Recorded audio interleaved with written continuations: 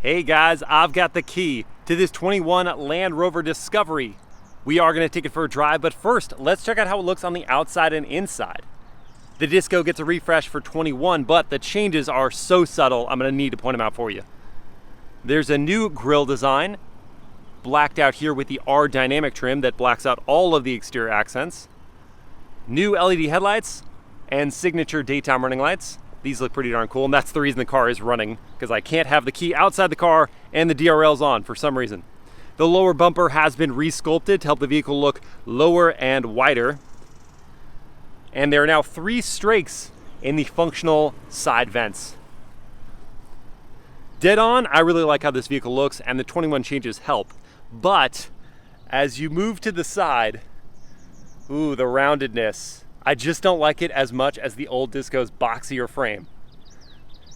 New wheel designs for 21, including these 21-inch optional black gloss wheels wrapped in Pirelli Scorpion all-terrain tires. Black accents for the wheel arches. This side garnish is now in body color for Discovery with this black underpiece. Black roof, that's an option to get the contrasting black roof. The profile is pretty much the same on the side, this defined C-pillar, stepped hood into a stepped roof. Looks pretty good. But then here at the rear, there's that roundedness again, and I just don't like it. You do have updated wraparound LED taillights, and this new black gloss piece has Discovery lettering integrated within it. That looks good. The lower bumper also looks good, resculpted like the front bumper.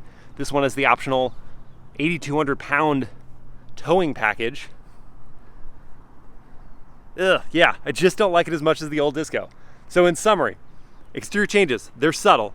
They're improvements, not as good as the old Disco to me. But let's see the interior. And how about that Lantau Bronze paint job? Sucker for brown in all its forms. Inside, ebony colored grain leather seating surfaces with white contrast stitching. The seat designs are new for 21. This one has optional 18-way power adjustable heated front seats, and the optional cold climate package gives you the heated leather steering wheel. The steering wheel design, this 4-spoke, is new for 21, as are the hidden until needed controls, which I'm just gonna clear all these warning messages that are basically just about the door being open and the car being on, and yet the chime warning you will not go away. So as you use these, it'll change up your options to only give you the controls that you need at that time.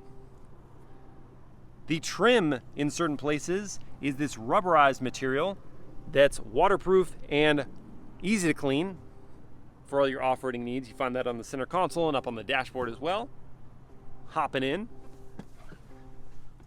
there's an updated 12.3-inch digital gauge cluster with the latest graphics. It's completely reconfigurable and standard, as is the head-up display. 11.4-inch POV Pro infotainment is shown on this curved glass display. It's their latest system. It's faster, it's brighter. It still doesn't have wireless Apple CarPlay. That's why I need that cord. But now the vehicle has over-the-air updates, so wireless CarPlay and auto might just come to it when you wake up. These controllers are adjustable as well, so now it's climate, press in, and now it's seat heating. Pull out, and now it's your fan speed. Pretty neat, as is all the storage in this car. So there's a hidden one in here. Nice little cubby. Up top is an upper glove box, in addition to your lower glove box. And this one's fun. Slide this forward, and there's a super deep cubby in there, in addition to a super deep cubby in here. So you've got places for all your stuff, that's for sure. Let's go check out the back seats. Open this massive second row door, carefully. I've whacked myself with that, seriously. For a nice wide access point to the second row, where there are longer seat cushions for more rear passenger comfort and power adjustable controls with only the littlest bit of recline. Hop in, grab that grab handle. And at 6 feet tall, we can see I've got knee room, ample headroom in this vehicle. That's not an issue. Tons of connectivity options as well. DC sockets, USB-Cs, USB-A, another USB-A in each of the rear seat backs, along with a connector for a tablet. To get into the third row, you press this button once and the rear seats will angle forward, but then you've got to do the rest. Push down on this bar and then pull the seat forward And if you've got a tall driver, that's as far as you're gonna get the seat forward, which means a narrow access point to the third row. Now that I'm in the third row, even with the second row seat back all the way reclined, I still have knee room clearance and ample headroom thanks to that stepped roof design. Lots of light too from the standard glass pieces and USB ports for each of us rear passengers, along with cup holders, and the stadium seating means I can see everything. Peeking inside the trunk, not a ton of cargo space back here, but if you're not using all 7 seats, you can power fold down the third row. That's an option on this vehicle. There is a nice spot to hold your cargo cover when not using it, and the air suspension system on this inline 6-cylinder model means you can lower this down to make lifting over cargo that much easier. All right, it's time to go drive it.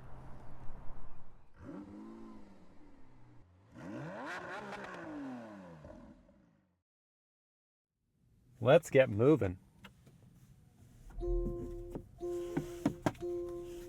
Those are some aggressive chimes. This vehicle and its chimes, let me tell you. Well, look at that. You can see that I fit my big bottle in the cup holder of the Discovery. That alone gives it the seal of approval from Miles Brandman. All right, we're going to talk about the drive selector first. We can see that it is no longer a rotary controller like the just pre-facelifted Discovery. It is now this linear selector. I'm guessing they got feedback like, hey, we don't like that. So now it's this more intuitive system. So you just press in on this back piece and go up to reverse, down to drive, so on and so forth. I also want to cover the surround view camera system. It's a 3D surround view camera system that's standard on the Discovery, and it's pretty darn awesome. You've got a ton of different camera angles that you can just work your way around the vehicle. Plus, if you're in an off-road setting, you've got this different angle that gives you a transparent hood. So you can see through the hood to the wheels. That's not just useful off-road, that's just kind of cool and useful around town as well. So that is worth noting. We are going to be starting in the, press up on the drive mode selector. We're going to start in the comfort drive program. You can see there's just comfort and then an eco mode for your on-road selection, and then a bunch of different off-road options. We're not going to be doing any off-roading today. Land Rover specifically asked me not to because this car is being used in a commercial shoot next week. So let's go to reverse and we'll back it on up.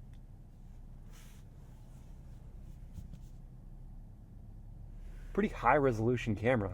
Wow. Pull back on the selector into drive.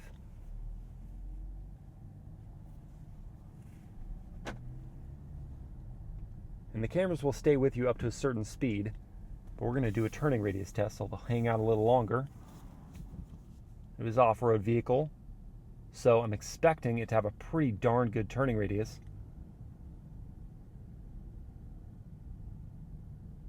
It's pretty solid. For a 3-row, 7-passenger SUV, that is pretty solid. Horn test just for fun. Also solid. I like the sound of that horn. Now you're going to have 2 engine options in the new Discovery, both new engines. You'll have a 2.0 liter turbo 4-cylinder that is going to make 296 horsepower, or as this one is equipped, the 3.0 liter inline 6-cylinder turbo engine with a mild hybrid system paired up. Camera's still with us. Mild hybrid system paired up that's going to harness the braking energy and turn it into torque to gap fill, especially when you're going off the line.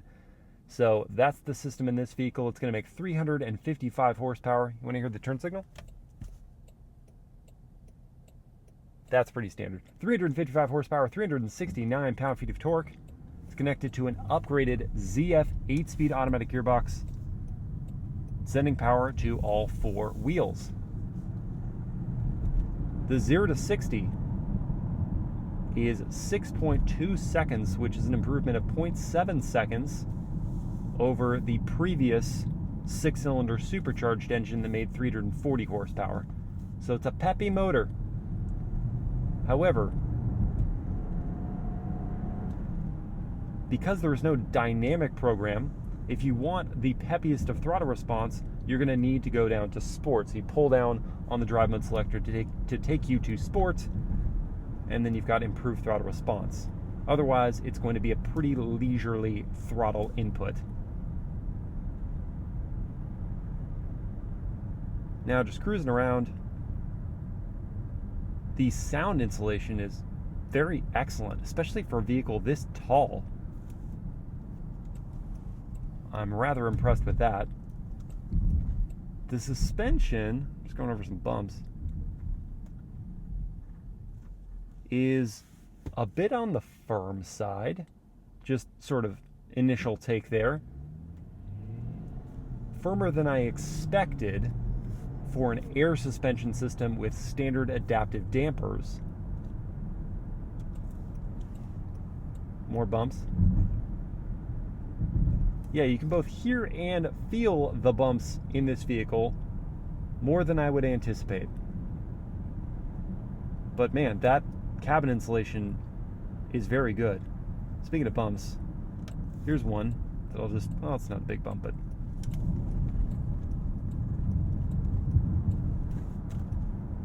yeah, it's a little jostly. That's the ride in this vehicle in comfort mode.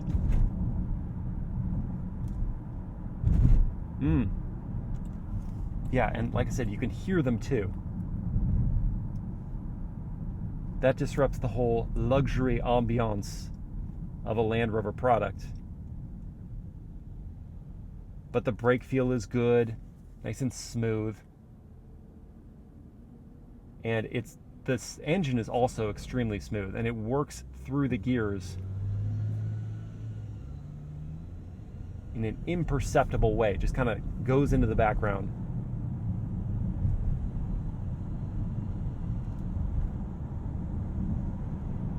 And considering how loud I know those buses are, the amount of volume from that getting into the cabin is pretty impressive. I love the headroom in this product. I keep forgetting this lane is no longer a lane. I love the headroom in this vehicle. The feeling of luxury comes a lot from your feeling of space and your sort of like vista around you. And the visibility in here is pretty darn good. And the headroom helps with that, having nice tall windows. However, I will say I have all of the rear seat headrests folded. Let go, seatbelt.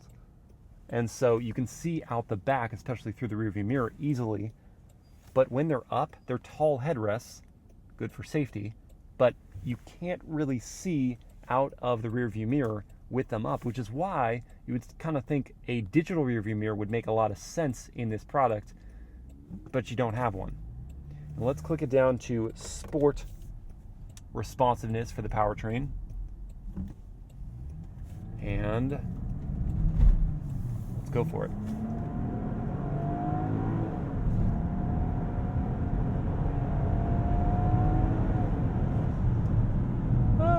That was fine. That was fine. That didn't necessarily feel like 355 horsepower.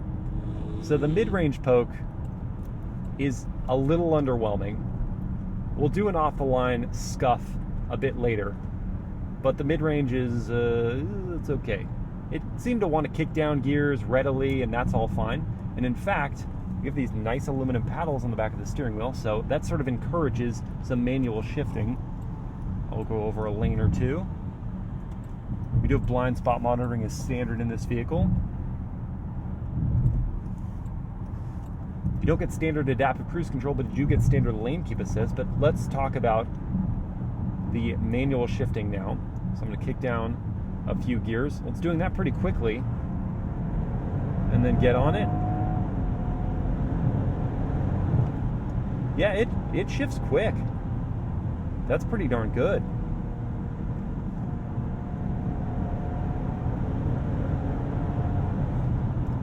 So I know that peak torque comes in earlier now from like 1740 RPM. The shifts aren't that quick, but it's not a performance vehicle. It's okay. And so I should very much be in the meat of the torque right here, 4,500 RPM. And there's still a bit of a delay. So a little delay, mid-range power, not bad. And again, this is not a performance SUV. But you see the specs 355, 369, you kind of expect it to get hustling.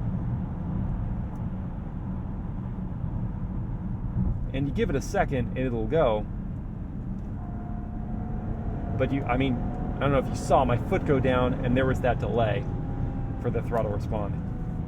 Okay, let's go back to auto, back to D.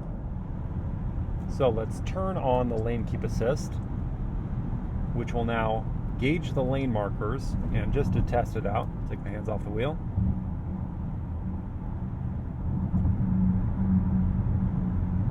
And it'll float over here and correct me. So it's a passive system, as we can see, where it's not keeping you in the center of a lane actively. It is just reacting to when you depart your lane. And it remains pretty darn quiet on the highway at, your 65 to 70 miles per hour. These seats are pretty darn comfortable as well. I will say, and I don't make this comment very often, the bolsters are fairly tight into your body, and I have a narrow-ish torso, so that's not often an issue for me, but they kind of come in a little bit more than I anticipated. But the padding and the shape of the seat is very comfortable. I love this viewpoint as the driver, however. I was kind of speaking about the headspace before and your visibility, which is good, but the driving position is so nice. This is kind of what you expect out of a Land Rover product. Sitting up high, feeling like the king of the world. You do get that experience at the helm of the Discovery. If only the ride quality was a bit smoother.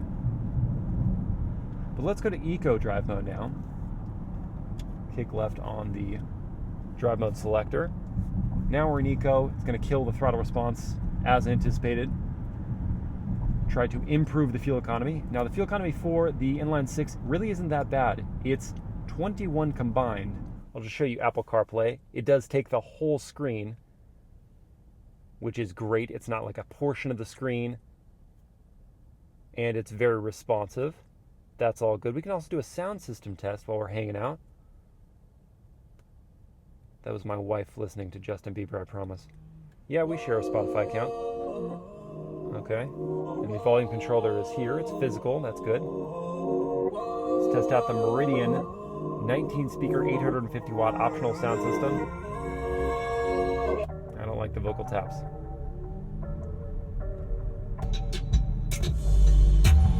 And I have everything in its neutral setting, treble, bass, all that.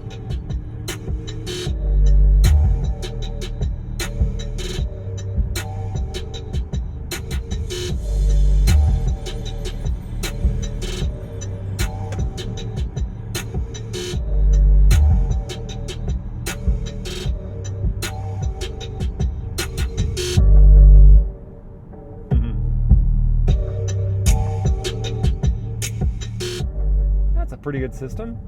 I think I'd put it on the level of something like Harman Kardon's better systems. It's not. I'm not going to go so far as to say this is, and Harman Kardon and like Bose. I'm not going to go so far as to say this is a Bang & Olufsen or Burmester sound system rival. It's not quite as crisp. It certainly doesn't hit as hard. Only 850 watts relative to, I think some of those systems have 1,400, 1,500 watts. So it's doing its best, but it's a decent system. Now it's time to see how the new Disco with the inline 6 chugs off the line and handles a corner. So go back to the Sport Powertrain response, and as I mentioned, there is no dynamic handling setting, so I'll just go to Comfort Program, because that's bound to be sharper handling than Eco, right? All right, let's go.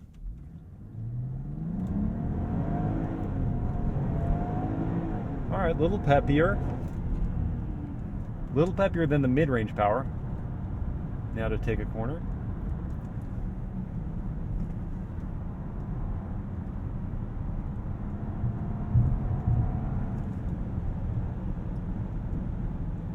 And the brakes, solid. Wow, now I am impressed there. The body controls its movements really well.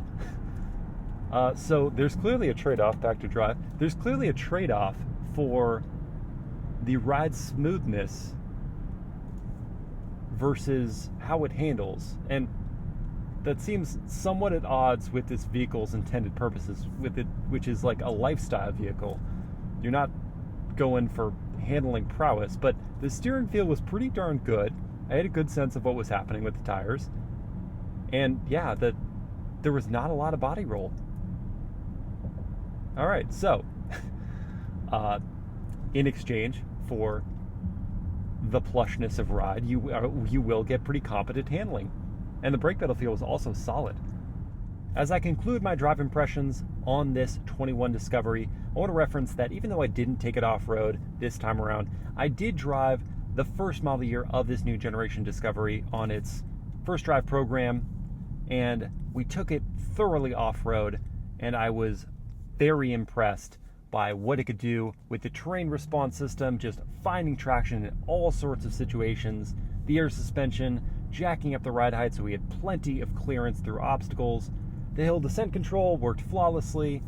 The low range gears gave you that grunt that you needed to scamper through stuff. So I just want to balance that with the impressions that I've had here on road. So to sum up, I'll say that the ride quality was firmer than I would have anticipated or liked. However, the trade-off for that is some confidence when you're handling. The powertrain, very smooth along with that 8-speed ZF transmission. However, off the line, okay, mid-range power left me a little wanting, certainly for the specs of 355 horsepower. The luxury feel, the feeling you have of space and authoritative driving position is all there and solid. And again, knowing what it can do off-road, this vehicle certainly has its appeal. All right, guys. I hope you enjoyed these POV drive impressions, and I will see you again next time. I'm done with you, Chimes. We're good.